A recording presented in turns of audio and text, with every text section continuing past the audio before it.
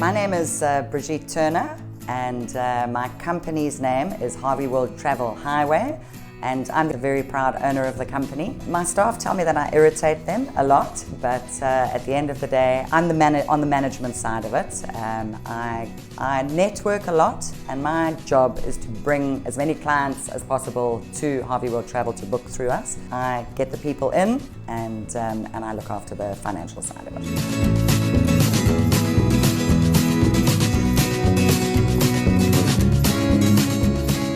How I got to where I am today is quite a long journey. I never initially thought that I would be in the travel industry. I actually started in property, and a colleague of mine one day came and said, look, there's a really good business, a travel business, that seems to be operating pretty well on its own with good managers in there, and how about launching into it? That's how I got into the travel industry. And who influenced me along the way? I would say the staff. Because without the staff that knew everything to do with travel, I would have been pretty lost. And that's how I got into travel 18 years ago.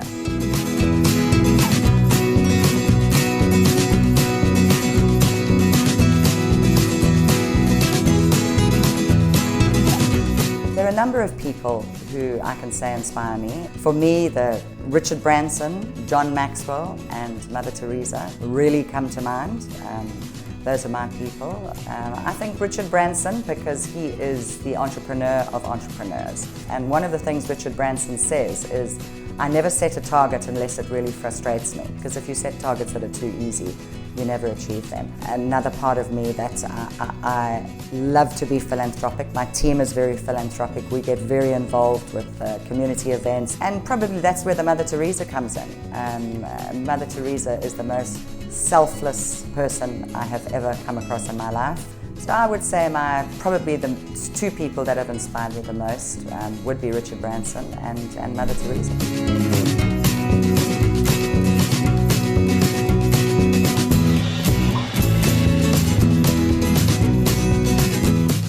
Do I feel women have to have a different approach to men to be successful in business? I'm speaking for myself. I can't generalize.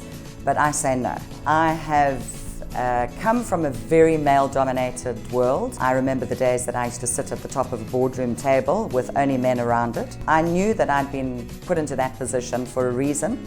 They must have valued what I did in the organization. I think women can be treated very differently, particularly in corporate, when it comes to salary structures. I think women are often very discriminated against in that field.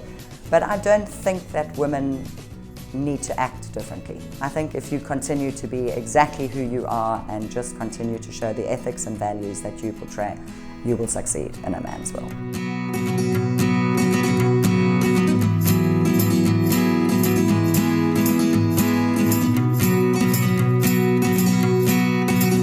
Am I happy with what I've accomplished? I am, but I'm by no means at the end of it. There's still a lot more. I feel that I don't have enough days on this planet. You know, if I live to be 100, there still won't be enough days.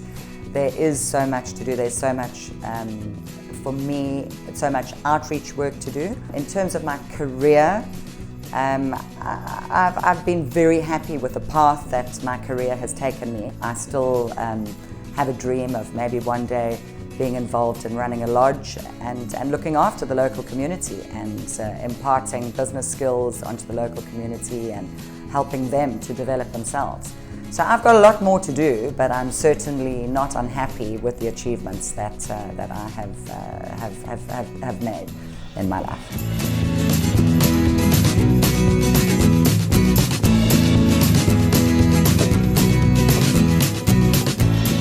How do I achieve a work-life balance? I've always believed in that wheel of life, and for me, my wheel of life encompasses a spiritual side, friends, obviously career, financial, and my love life. And I have proved it over and over again When one of those wheels, one of those sectors of the wheel is out of balance, everything falls apart. And one has to pull yourself out of that hole as quickly as possible, no matter what field it's in. In terms of my family, I have 3 delightful children. They've been such an integral part of my life, obviously. Unfortunately, I went through quite a difficult divorce not that long ago. But I bounced back very quickly, which I think fits in with my philosophy that we don't have long in life, and if we're going to allow ourselves to slump, everything else is going to fall apart around us. And I was just so blessed to have been remarried to a wonderful man by the name of John Turner, and he subsequently got his tour guide's qualifications. And he now works with me in the office. I do what I can to keep that wheel in balance, and I'm very aware of it. You know, when I'm feeling down and feeling low, I look to the wheel and I say, where is it that I'm actually not balanced at the moment? And I think that's the way I handle it.